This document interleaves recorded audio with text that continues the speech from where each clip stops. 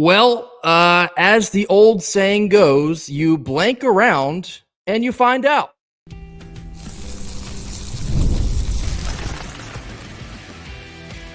You are Locked On Wolfpack, your daily podcast on the NC State Wolfpack, part of the Locked On Podcast Network, your team every day.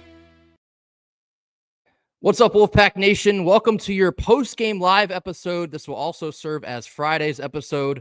What a nightmare of a football game we just witnessed. This post-game live / Friday episode is brought to you by FanDuel. Hopefully you didn't lose any money on FanDuel coming from this game this evening. But if you did, or maybe you haven't started an account yet, head on over to FanDuel.com. When you get started, you place a $5 bet and it wins, you'll get $150 back in bonus bets guaranteed. Head on over to FanDuel.com in order to get started today. Well, welcome to your Thursday evening post-game live. As always, I am Grayson Boone, joined by former Wolfpack defensive tackle Kenton Gibbs. NC State loses this game by a score of 30-29. It was complete and unmitigated chaos. We had the game in our grasp after not deserving to win it for 3 and probably 3/4 of a football game. You take the lead because of Hollywood Smothers' heroic run. All of that to crumble, have a horrible defensive drive to then lose the lead. And this is probably where we're going to spend the most time here in the beginning. You drive down the field. Noah Rogers drops a pass that would have put you in field goal position. You call a timeout for reasons completely unbeknownst to me. The clock has already been stopped because it's an incomplete pass. You still have additional time to run one more play because imagine this, Kenton. Imagine kicking shorter than a 59-yard field goal to win the game when you don't have to. What are we talking about here? NC State loses this game. They deserved to lose this game. Outcome deserved. We lost 30-29. I am at a loss for words for what I saw for a ton of reasons. And I'm going to move my keyboard out the way here because I don't want to break this thing. But there needs to be some table pounding going on here. Something. Because I'm struggling a bit, Grayson. I'm struggling a bit. Help me out here, okay? If I tell you NC State only allows 119 rushing, no, not good enough. Not good enough. Let's take that away, okay? Because 119 minus 36 is about what? 83? Right. Yep. 83, thereabout. If I tell you NC State allows 83 yards going into Georgia Tech's last drive, 83 rushing yards, would you take that deal for NC State? Every single day of the week and twice on Sunday. I don't understand. Maybe is the bald head fooling people? Is it making folks think I'm older than I am, Grayson? Because I need to know. Do I look older than I am, Grayson? Because I just need to know here. Help me out. Do I, Grayson? Do I? Because I need to know for this reason. The old phrase is, don't forget who brought you to the dance. Tony Gibson, did prevent defense bring you to the dance? Is that who brought you here? Is that what brought you? The performance that everybody said, this defense has kept us there. This defense has kept us there. This defense is keeping us in the game. You are screaming. You are screaming. Hey, we are doing our thing all night long. And Georgia Tech had problems. And yet, for whatever reason, we forget who brought us to the dance, and all of a sudden we go prevent. I don't get it. And then when you have the ball offensively, you have the ball in the position to where, don't get me wrong, I'm not saying it's a great situation. How do you not?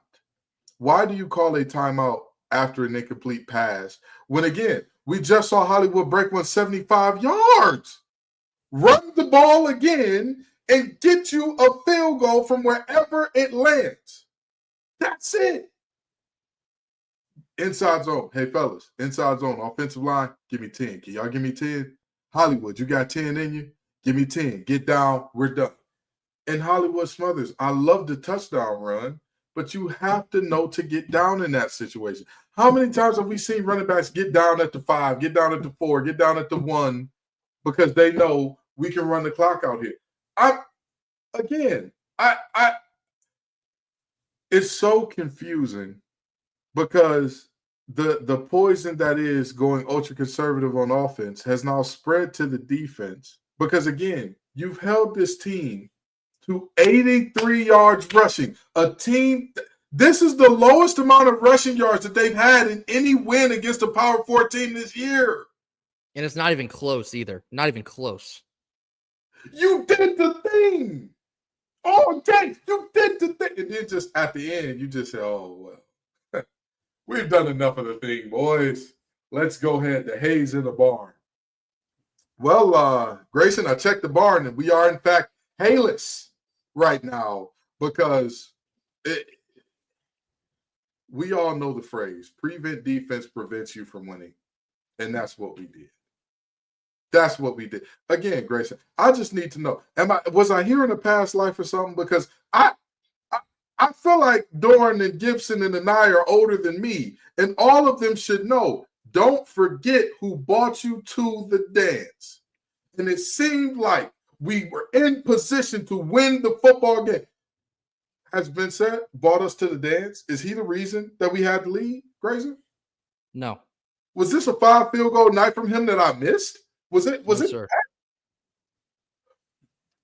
You know what got you here. And I'm going to just say this, and I'm going to leave it right here. I really and truly mean this from the bottom of my heart. I am so sorry to a guy like Davin Van who leaves it all out there. Who leaves it all out there every single time. Who lays it on the line for this team every single time. I am so sorry that this is the type of stuff you got to deal with. I am so sorry to the guy. I'm going to say this. You can say what you want about KC's body language, but I am so sorry to Kevin Concepcion having to deal with consecutive screens. Again, that is the exact opposite of who brought you to the dance, because at no point in time have you ever gained entry into the dance with that number. And we continue to run it. I am so sorry, man. I am so sorry to some of these guys. Jordan Waters, I am so sorry. I am so sorry. Have these guys been perfect? No, not at all. But they executed well enough to win this football game. That's just a fact of what happened. And at the end, our coaches decided to piss it away. Our coaches decided, hey, rushing 3 is enough. And even when you rush 4, why was it a linebacker on the delayed blitz instead of saying, you know what, we'll rush 3 and have a quarterback spot? Because did one time when we rushed 4 with a linebacker blitz, did one time that linebacker get close to getting home, Grayson? No.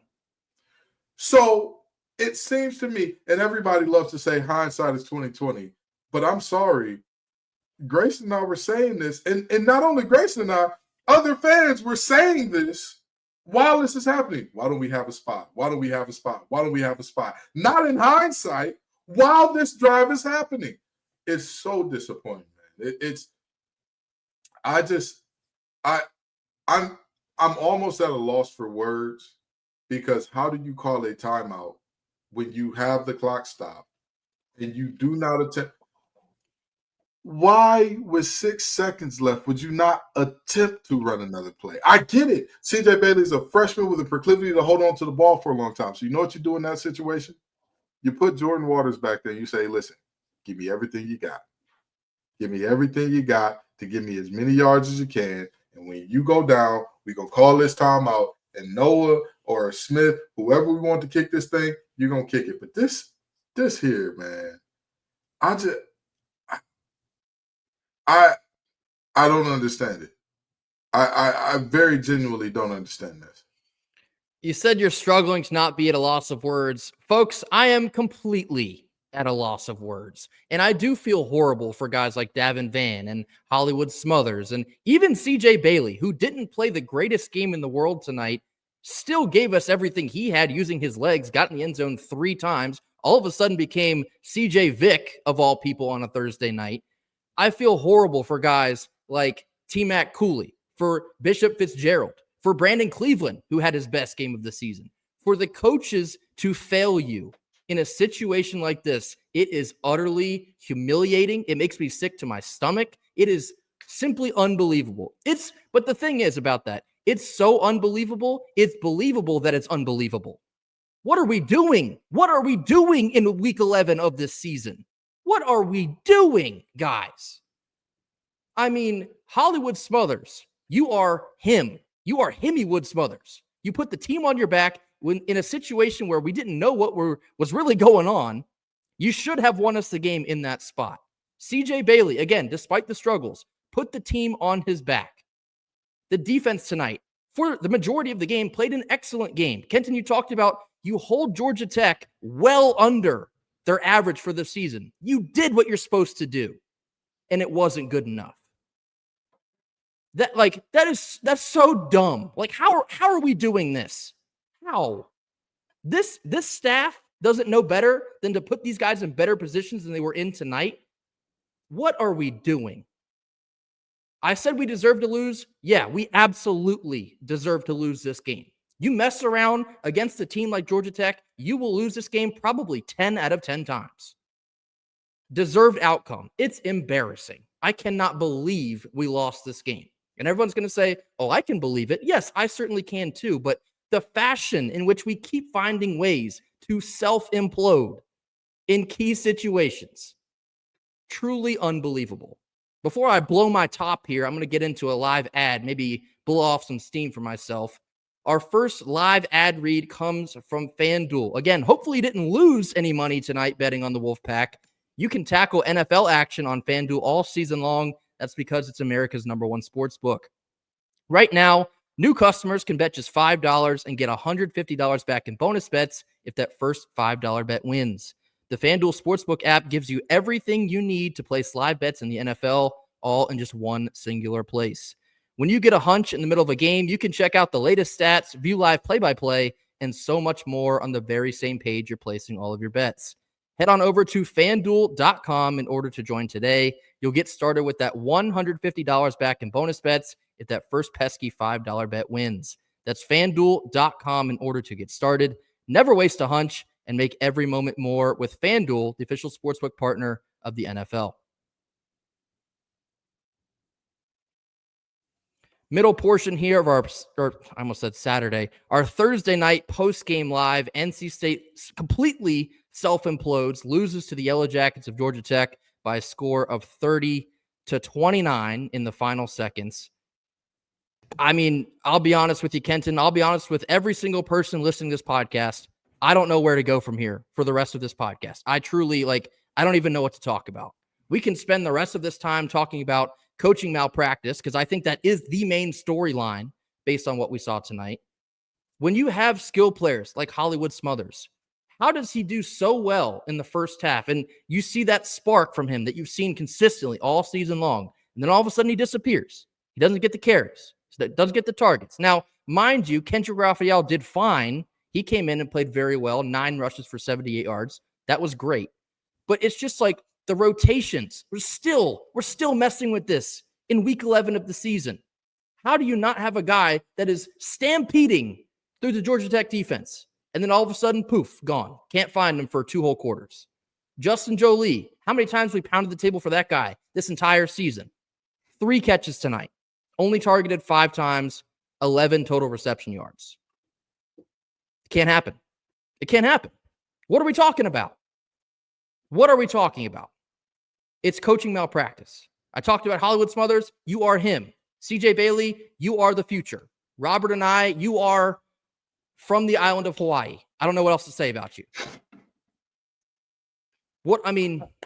I'm at a total loss. I know what to say about him, brother. Get your LinkedIn together. Get on Indeed. Go ahead and it's time for a job search there. I don't know how you bring him back. And I mean that. I mean that for a very genuine standpoint. Here's the thing, right?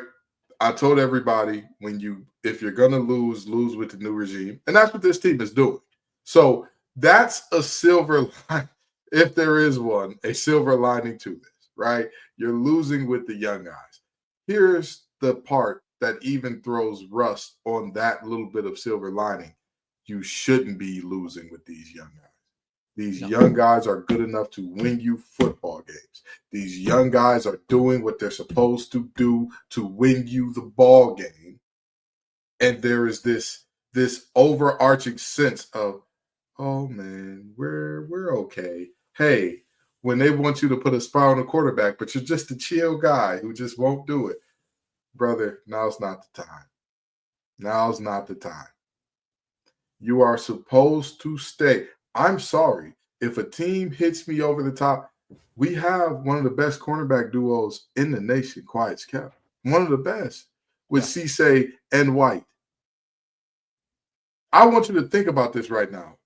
Aiden White between those two is the guy that you're like, oh man, not exactly sure what he's going to do if there's a deep ball. Cisse has been phenomenal this year. He's been phenomenal. I'm okay with saying I'm going to trust a defensive backfield that's played a lot of damn ball, a ton of ball. I'm going to trust y'all to make it happen. And we're going to run our defense the way that we run our defense. We're going to do our dance how we do our dance. If it don't work out, it don't work out. But what we're not going to try to do, oh, man, we're going to figure out we're going to be a different defense than we've been at any point in time this season. Oh, man, we're going to be a defense that, oh, yeah, we're good, and we don't need more pass rushers. Has that ever worked for us? I remember one time against Sam Parman, we got a pick when we dropped 8 once, ever, I believe. I can't remember another time where dropping 8 got us a turnover. I say all that to say this is I'm looking at this, and again, Anai and the stale play calling, Tony Gibson and the oh yeah, we're just not gonna sit anybody. We're just gonna play not to lose. This is college football, dude. In the NFL, sure, the clock goes tick, tick, tick, tick, tick, tick, tick. You know, we all grew up hearing Chris Berman hit that tick, tick, tick, tick, tick, tick, tick. It's this is college. It's not the NFL. The clock doesn't do that. It stops on first downs. Every single time they get a first, it stops for a little bit to save about 5-6 seconds. And again, if there's any more proof that Tony Gibson should have stuck to his guns here, it's the fact that 1/3 of their rushing yards came on that drive. That's it. And if there's any proof that, hey, Anai, just do what you were doing, do what was winning, do what was working the entire time. Here's how many yards the Wolfpack were averaging on the ground this game. Take a wild guess. How many, Grayson? Take a wild guess. For the whole game or late in the game? Yeah, per rush. Take a wild guess. Entire game, how many yards per rush?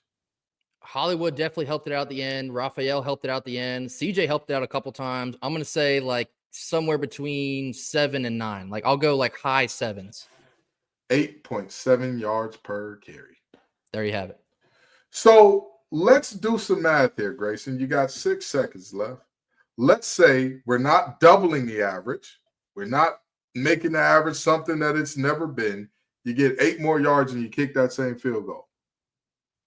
How many yards is that, Grayson? 56 minus 8.7. So we'll say 9. We'll round up to 9. 56 minus 9. How many yards is that, Grayson?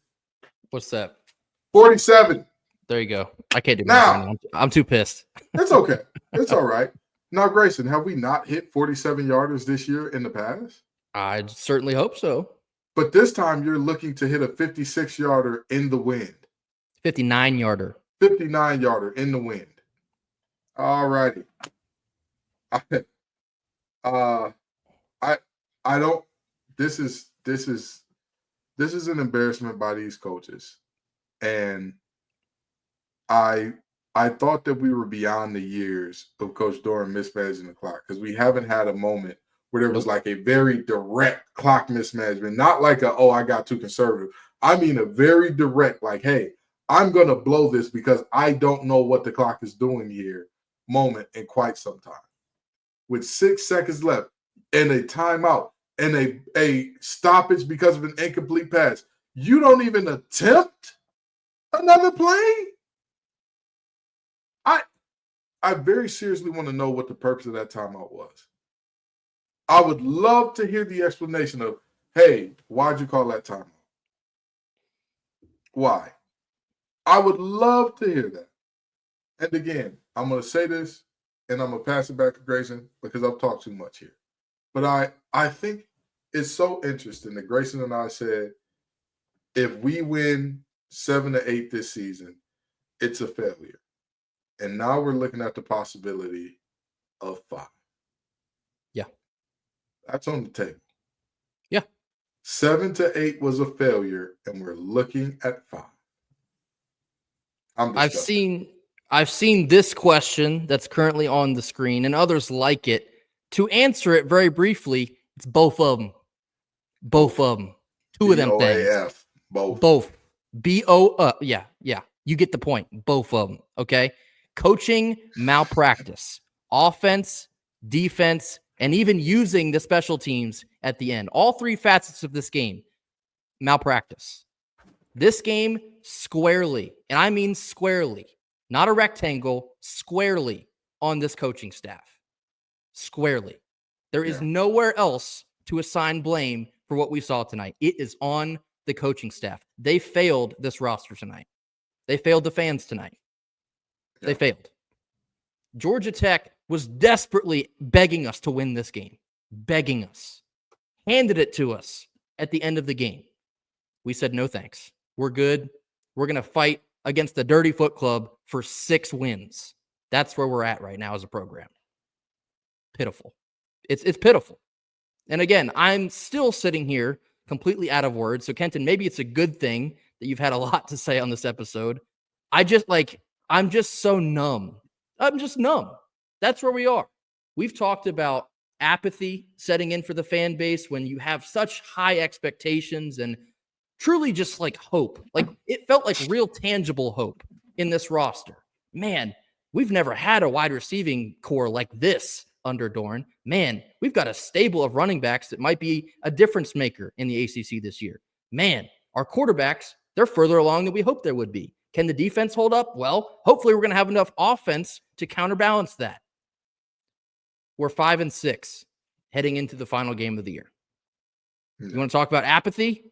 That's where fan apathy sets in. It's unbelievable.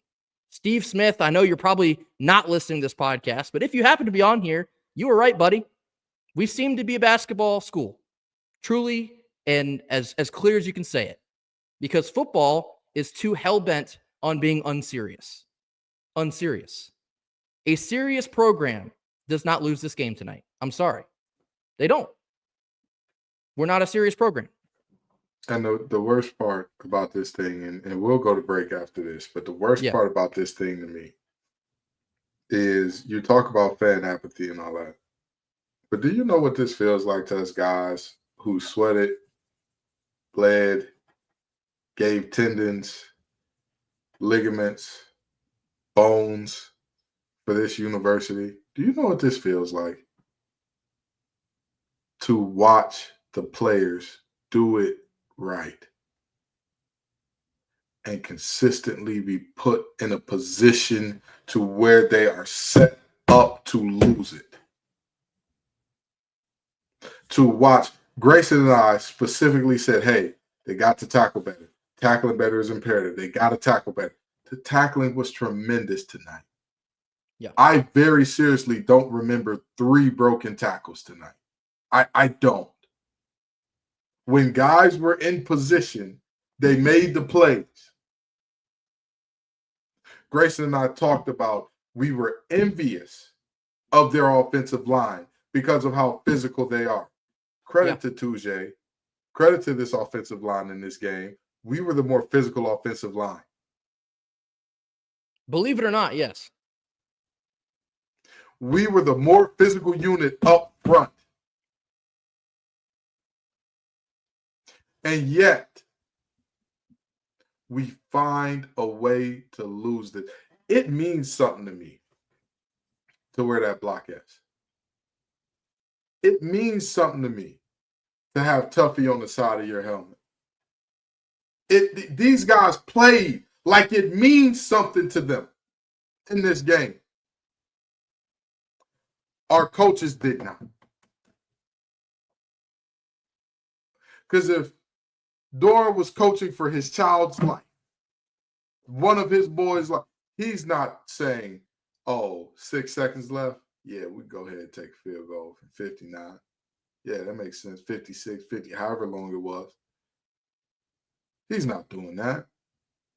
If it means the world to you, you're not allowing a quarterback that literally just rushed for 18 the play before. Yeah. To say, you know what? Here's another 18 for y'all. You're not allowing that. If you're serious about this and it means something to you, you're not running the same screen. How do you run 2 screens back to back that haven't worked all year? I saw a lot of people talk about it. That may have been the worst drive in the history of NC State football. Like, it was that bad. All year. Again, I look at this and I say to myself, hey, it is what it is. It is what it is. But a lot of fans have developed apathy. I'm going to tell you, as a guy who, again, wore the jersey, went to camp, did all the things, finished practice with a torn bicep, did everything, and I promise you,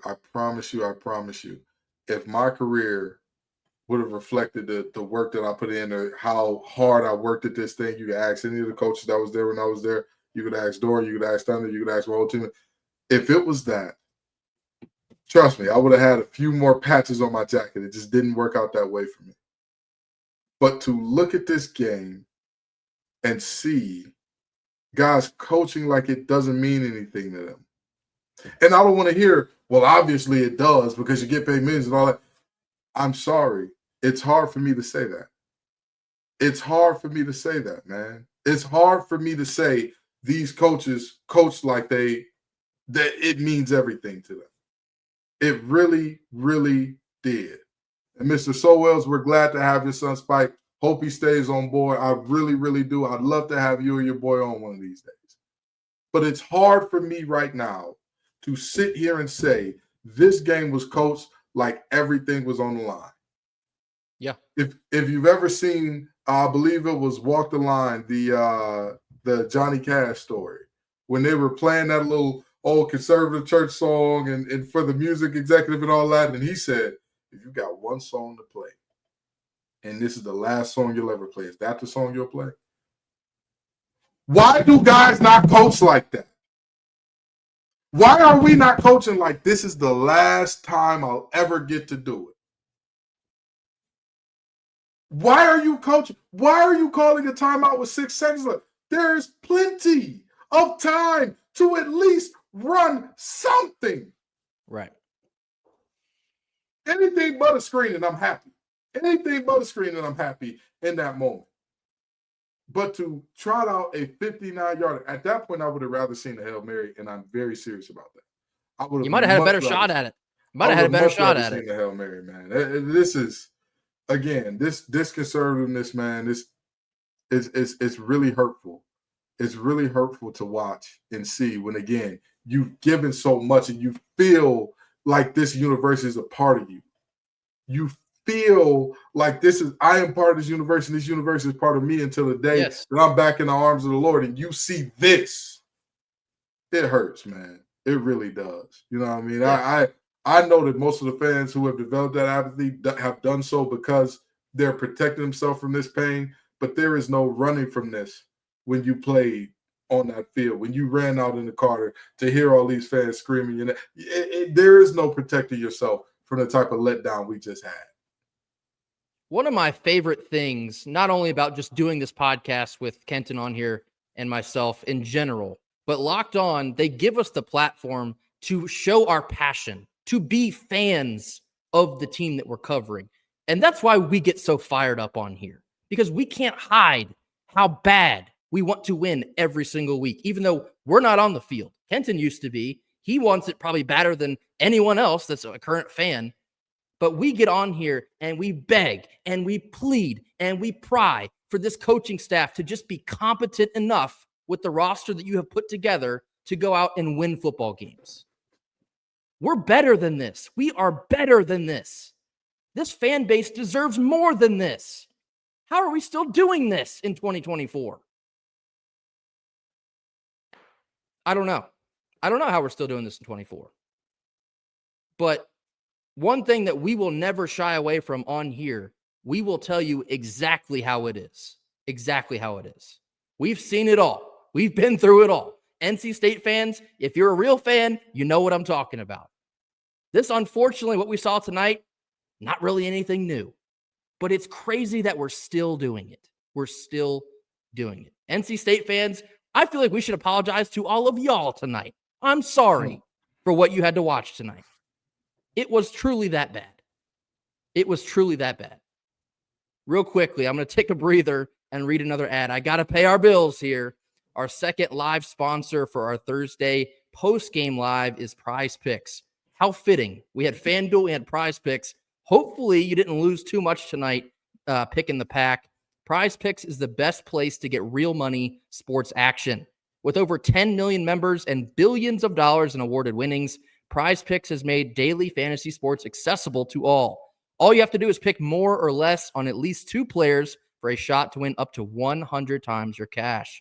Run your game all season long on PrizePicks. As I mentioned, you can win up to 100 times your money on PrizePicks with as little as just 4 correct picks. PrizePicks is the best place to get real money sports action, and you can join over 10 million users by signing up today. They invented the flex play, which means you can still cash out even if your lineup doesn't end up being perfect. You can double your money even if one of your picks doesn't even hit. Sign up today and get $50 instantly to your account when you play just $5. You don't even need to win to receive the $50 bonus. It's guaranteed. Let me scroll down. Sorry about that. Anyway, download the app today and use code LOCKEDONCollege. That's LOCKEDONCOLLEGE, Locked On College, to get $50 instantly when you play your first $5 lineup. And run your game. Last couple minutes here of our Thursday evening post-game live. We'll get you out of here. I know you want to enjoy your weekend. Thank you to each and every one of you that is still on here hanging out with us. It's currently about to hit midnight on the East Coast, and we have been humiliated yet again by NC State football. Kenton, I always ask this at the end of our lives. I'm going to continue the trend here. What are the biggest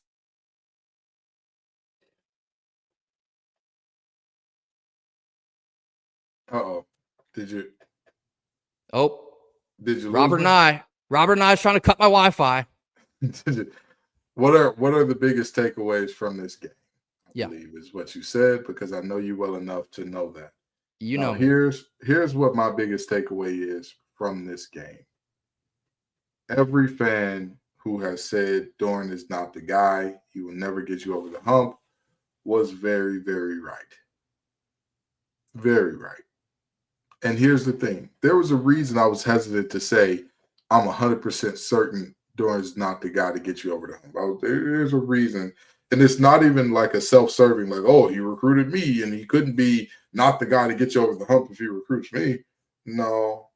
It was from the standpoint of he had been showing steady improvement in gains and done he had done positive things in the portal. And I thought, like, all right, this is one of the early iterations still of the portal, because the portal's been a thing for what, 3 years now?